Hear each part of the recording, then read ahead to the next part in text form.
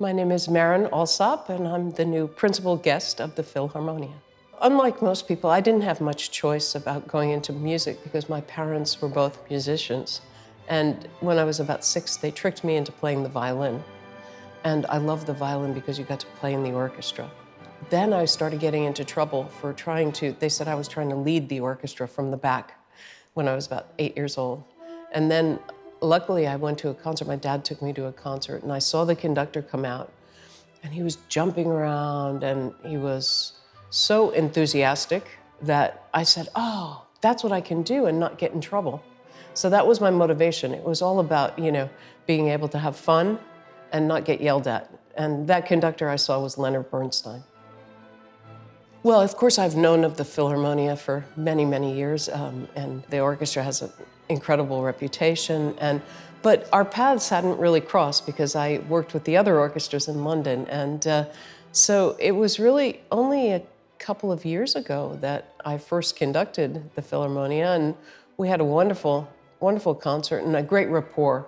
And since then, I've done a few concerts with the orchestra, and it always feels exciting and fresh and new. The orchestra is very musical. They're very enthusiastic.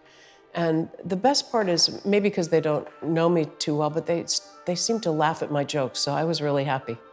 I think the reputation of the Philharmonia is that it's an orchestra that's curious and that lives in the time we exist in the 21st century.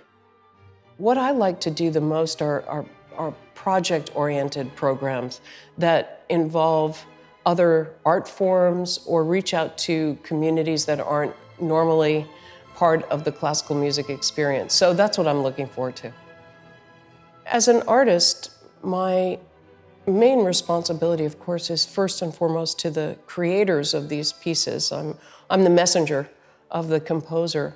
But thinking about it in a broader way, I believe that music can really transform lives because it's non-partisan, it's not political, it doesn't have a very rigid point of view. So if you and I go and sit in a concert, you can come away with one impression, I can have a different opinion, and they're both valid.